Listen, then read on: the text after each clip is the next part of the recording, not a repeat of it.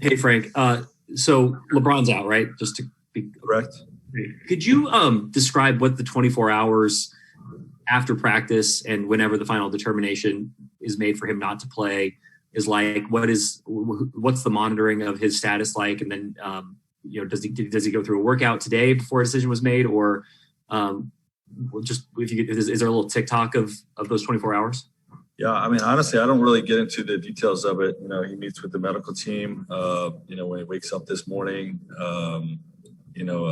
potentially gets evaluated in person. I'm not even sure. I just know that I got to wait to hear from them whether he's going to be in or out. And I heard, this mid-morning that, he would be out. So, but he basically reports how he's feeling after the work yesterday, and they make a decision with the medical team. Dan? Frank, he had been feeling pretty good from everything we had heard in the workouts kind of leading up through yesterday's practice. Did he come out of practice okay? Was there any sort of pain or anything like that? And is this mostly just precautionary, I guess, at this point?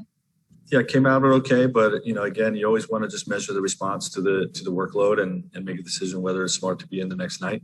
And that's what we did. But came out okay, yes.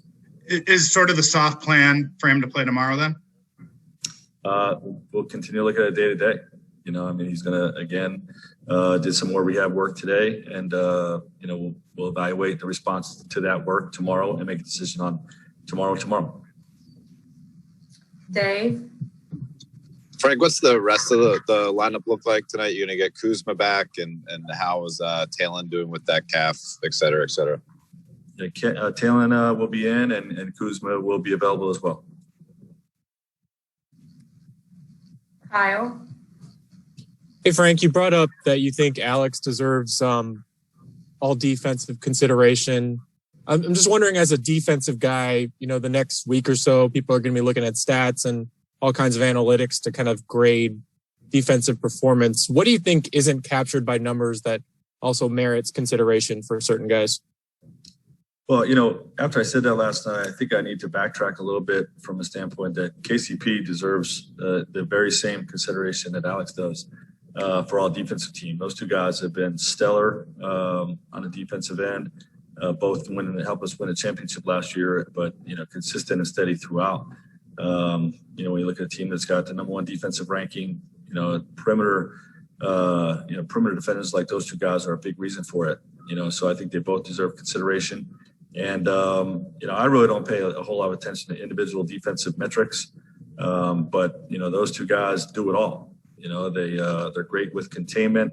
They can defend one-on-one, great with deflections and steals, competing with bigs, negotiating through screens and reconnecting with their man, the pursuit, aspect, all those things aren't really measured in numbers. And, any of the coaches out there, anybody that knows the game can see that they're, major contributors on the defensive end with what they bring to the table.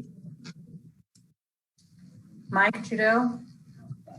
Hey, Frank, just without having much of a difference in personnel for the Knicks this year, obviously Tibbs is there, but have you seen any overarching thing that's made them have such a drastic improvement of win percentage and win total and everything like that? Yeah, I don't know if there's one thing. Obviously, Randall's elevation to all-star status, the improvement that he's exhibited has given them a star to play through offensively.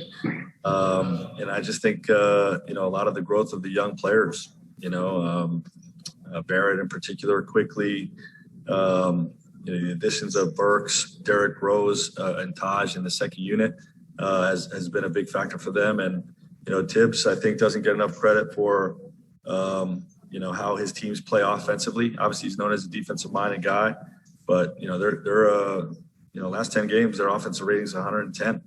They're shooting 44% as a team from the three-point line.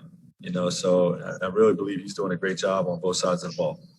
Frank, you've always preached a certain level of defensive commitment, and your teams have played hard in that sense. Is there an extra degree of importance against this specific Knicks team, who does seem to be able to bring that energy and effort every night?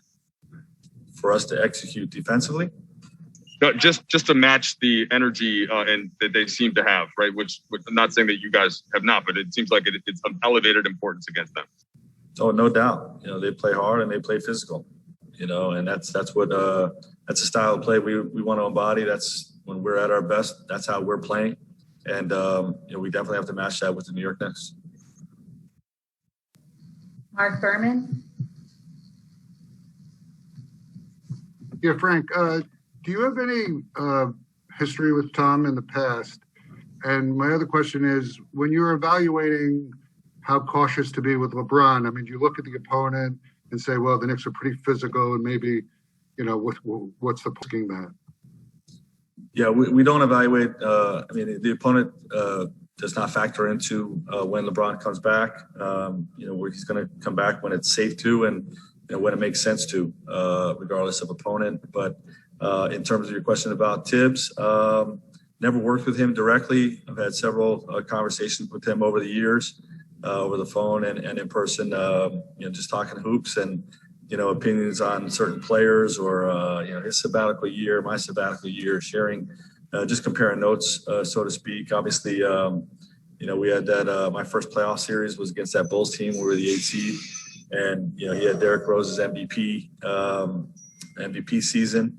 We're the 1 seed, and you know, that was a great battle head to head with those two teams, and but never worked with him directly. But obviously, I have the utmost respect for him. Last two questions. Eric Williams. Coach, 2 quick ones for you. Wanted an update on Schroeder, where he's at. Is there still a plan for him to play the last 2 games? And then wanted to get your opinion on the advantages and disadvantages of playing Trez and Marcus all together. Yeah, first question. You know, Dennis is, you know, it's just the earliest he can return is you know, that Indiana game, and that's still a possibility, but can't really comment further on any progress or anything like that. But that's the earliest he can return still. And the second question was about Trez and Mark. You know, we will probably look at some of that lineup again tonight. I don't think that's something that, you know, we're going to use in high volume, but it's, you know, just something that we want to continue to grow and have as an option, you know, in certain playoff series. Is you know, there's some things that we learned from their short time in the Phoenix game together when they played, and hopefully we'll learn a little bit more tonight. Last question, Michael Duarte.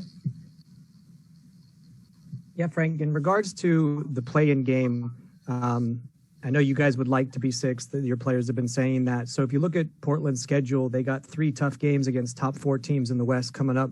And after tonight's game for you guys, you know, a little bit easier winnable games. So do you see those final 3 games as must-wins for you guys in order to have a really chance at that? We're still competing each game to give ourselves a chance. You know, I don't really like to get into must-wins or whatnot, but you know, we have an opportunity to win a game tonight. To give ourselves a chance to finish in the top 6, and you know, that's our goal. That's our hope. Thanks, Coach. Hold on 1 second. Jovan, did you have a question? Because your hand was up and then it went down. Yeah. I was going to ask, you have 2 sets of back-to-backs here to close out the season. How are you going to approach the minutes? Because I know AD's minutes have been close to 4. So you're trying to win these games, but you also want to go into the playoffs healthy. How do you view those 2 sets of back-to-backs? Yeah, we're going to take it 1 game at a time. You know, we'll compete to win tonight's game, and you know, make decisions on tomorrow's minutes tomorrow, you know, based on how tonight goes. All right. Thanks, Coach. Thanks, everyone. See you later on.